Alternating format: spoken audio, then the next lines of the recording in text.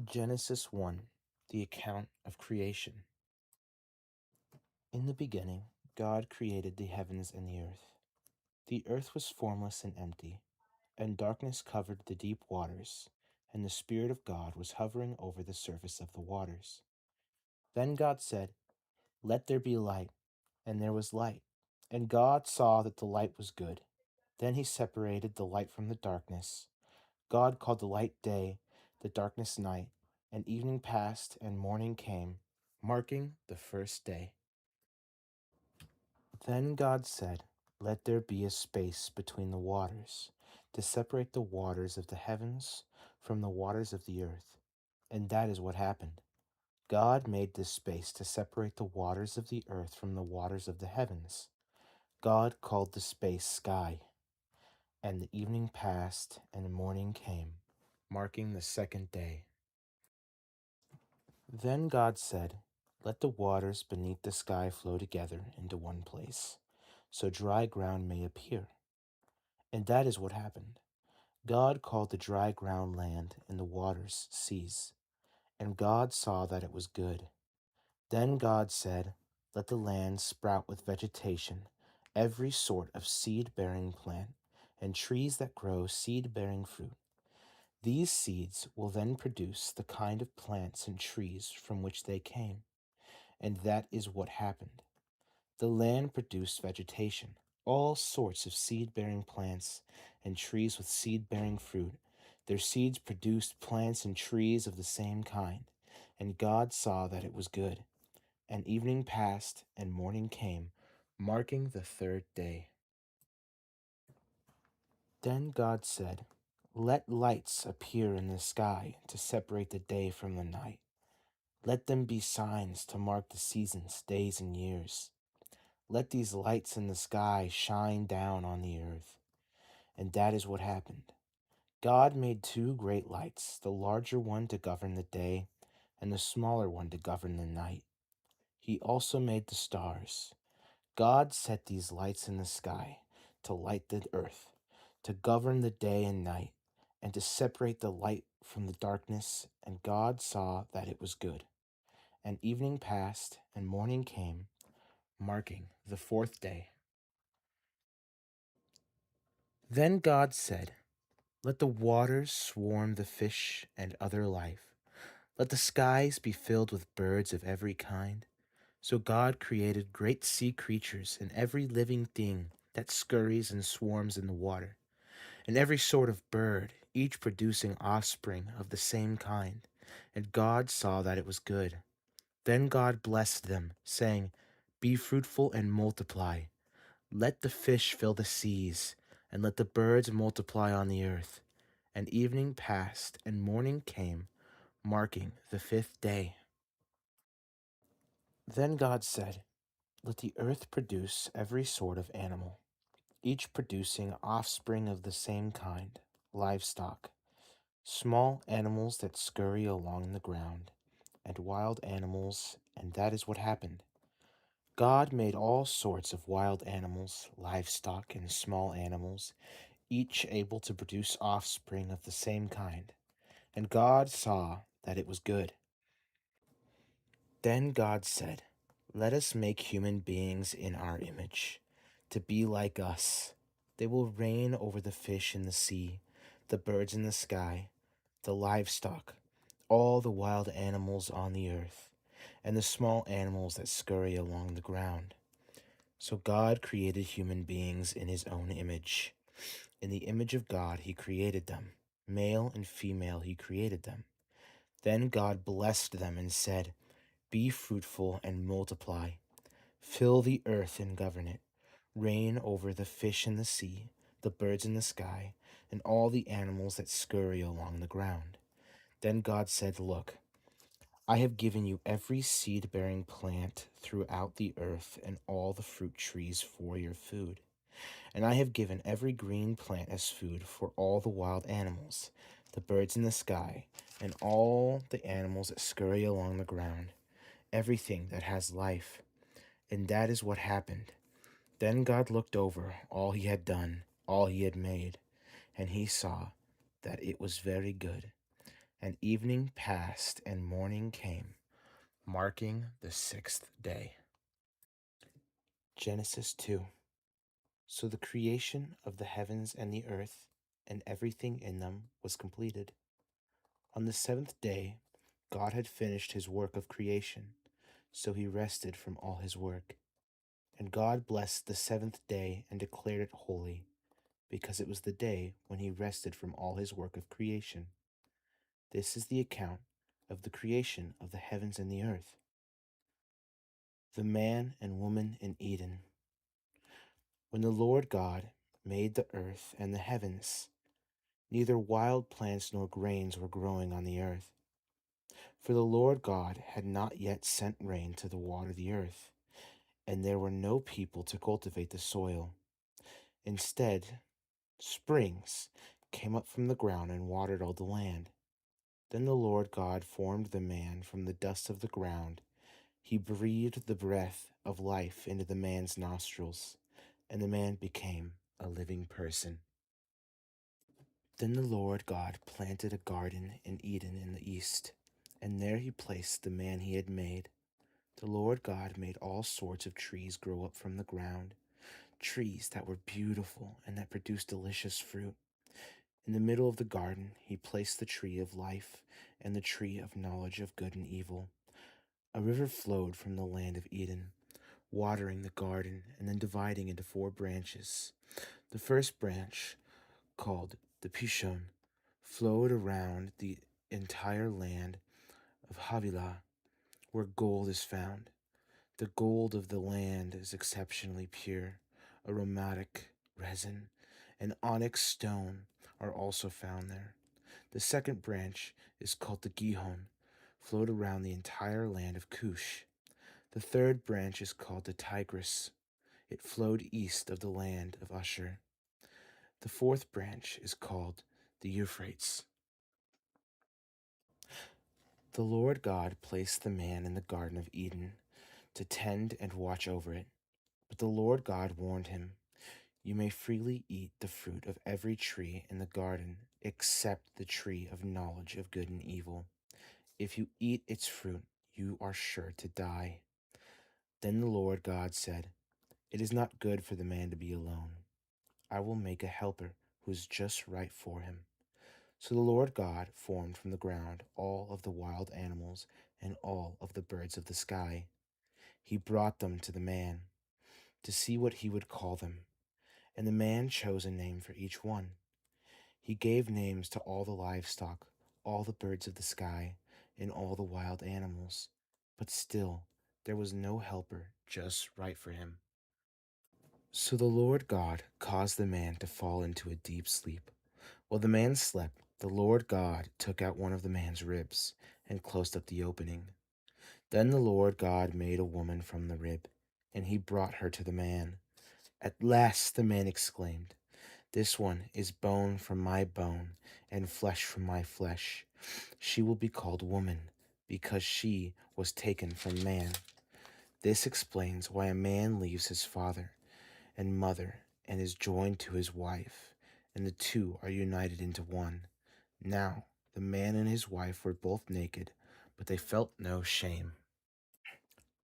The serpent was the shrewdest of all the wild animals the Lord God had made. One day he asked the woman, "Did God really say you must not eat the fruit from any of the trees in the garden?" "Of course we may eat fruit from the trees in the garden," the woman replied.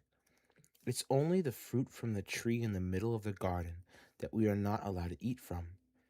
God said, 'You must not eat it or even touch it. If you do, you will surely die.'" "You won't die," the serpent replied to the woman. "God knows that your eyes will be opened as soon as you eat it, and you will be like God, knowing both good and evil." The woman was convinced. She saw that the tree was beautiful, and its fruit looked delicious, and she wanted the wisdom it would give her. So she took some of the fruit and ate it. Then she gave some to her husband, who was with her, and he ate it too. At that moment their eyes were opened, and they suddenly felt shame at their nakedness. So they sewed fig leaves together to cover themselves. When the cool evening breezes were blowing, the man and his wife heard the Lord God walking through the garden. So they hid from the Lord God among the trees. Then the Lord God called to the man, "Where are you?" He replied, "I heard you walking in the garden, so I hid. I was afraid because I was naked." "Who told you that you were naked?" the Lord God asked. "Have you eaten from the tree whose fruit I commanded you not to eat?" The man replied, "It was the woman you gave me who gave me the fruit, and I ate it." Then the Lord God asked the woman, "What have you done?" "The serpent deceived me," she replied. "That's why I ate it." Then the Lord God said to the serpent, "Because you have done this, you are cursed more than all animals, domestic and wild. You will crawl on your belly, groveling in the dust as long as you live. And I will cause hostility between you and the woman, and between your offspring and her offspring. He will strike your head, and you will strike his heel." Then he said to the woman, "I will sharpen the pain of your pregnancy, and in pain you will give birth, and you will desire to control your husband, but he will rule over you." And so the man, he said, "Since you listened to your wife and ate from the tree, whose fruit I commanded you not to eat, the ground is cursed because of you. All your life you will struggle to scratch a living from it. It will grow thorns and thistles for you, though you will eat of its grains. By the sweat of your brow you will have food to eat until you return from the ground from which you were made. For you were made from dust, and to dust you will return." Paradise Lost, God's Judgment. Then the man, Adam, named his wife Eve, because she would be the mother of all who live. And the Lord God made clothing from the animal skins for Adam and his wife. Then the Lord God said, "Look, the human beings have become like us, knowing both good and evil. What if they reach out, take fruit from the tree of life, and eat it? Then they will live forever." So the Lord God banished them from the Garden of Eden, and he sent Adam out to cultivate the ground from which he had been made. After sending them out, the Lord God stationed mighty cherubim to the east of the Garden of Eden, and he placed the flaming sword that flashed back and forth to guard the way to the tree of life.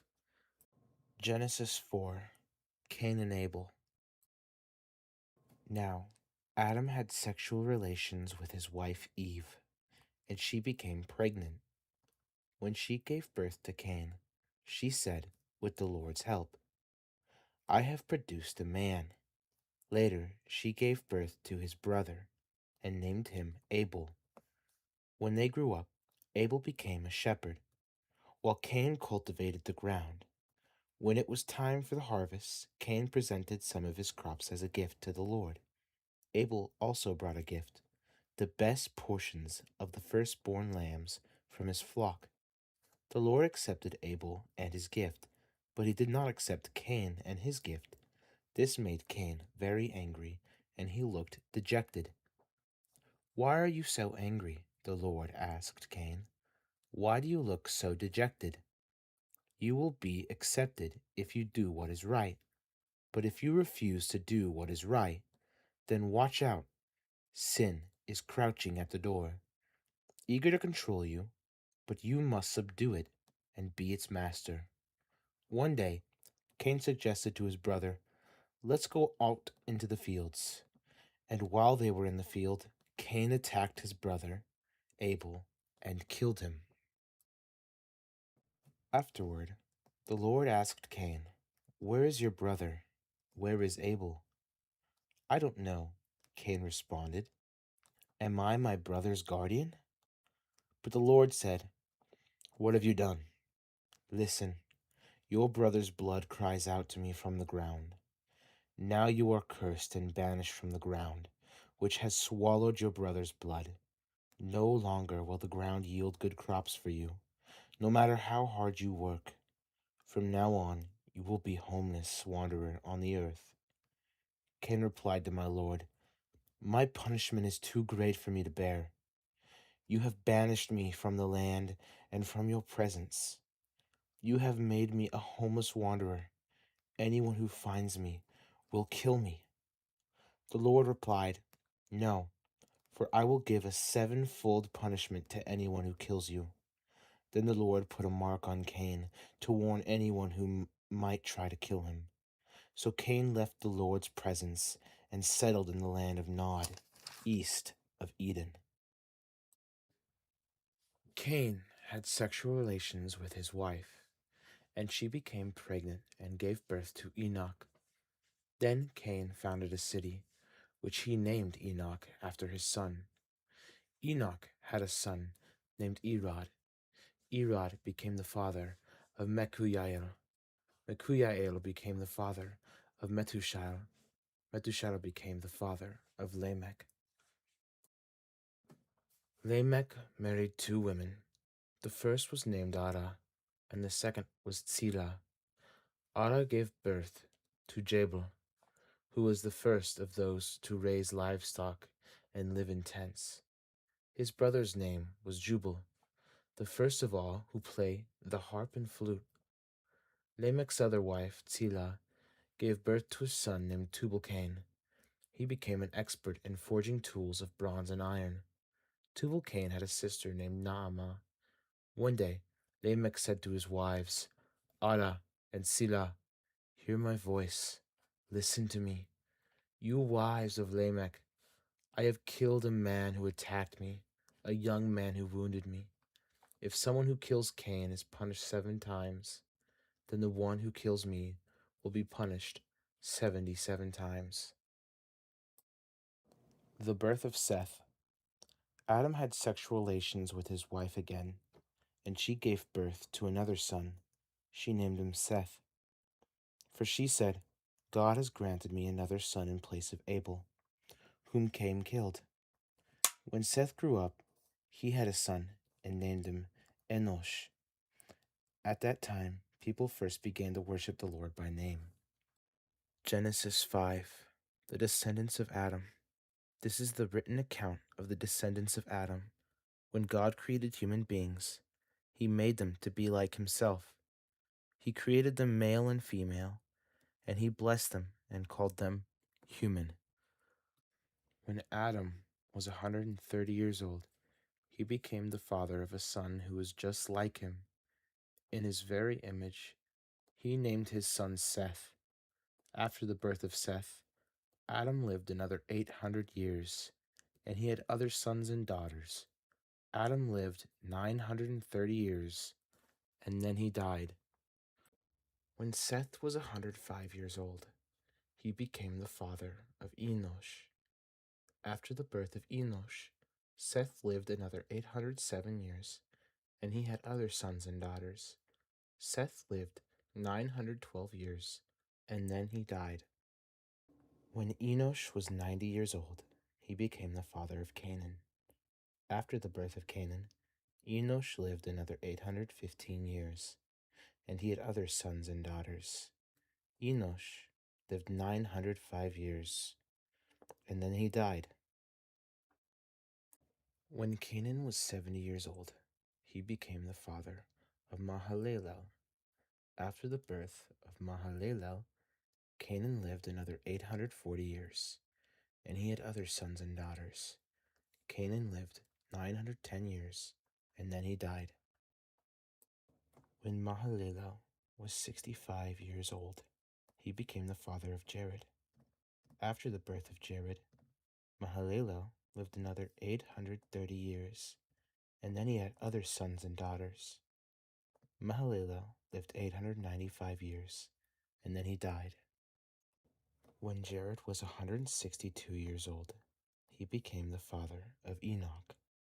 After the birth of Enoch, Jared lived another 800 years, and he had other sons and daughters. Jared lived 962 years, and then he died. When Enoch was 65 years old, he became the father of Methuselah. After the birth of Methuselah, Enoch lived in close fellowship with God for another 300 years, and he had other sons and daughters. Enoch lived 365 years, walking in close fellowship with God. Then one day he disappeared because God took him.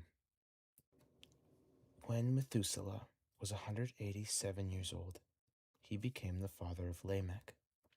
After the birth of Lamech, Methuselah lived another 782 years, and he had other sons and daughters. Methuselah lived 969 years, and then he died. When Lamech was 182 years old, he became the father of a son. Lamech named his son Noah, for he said, "May he bring us relief from our work and the painful labor of farming this ground that the Lord has cursed." After the birth of Noah, Lamech lived another 595 years, and then he had other sons and daughters. Lamech lived 777 years, and then he died. After Noah was 500 years old, he became the father of Shem, Ham, and Japheth.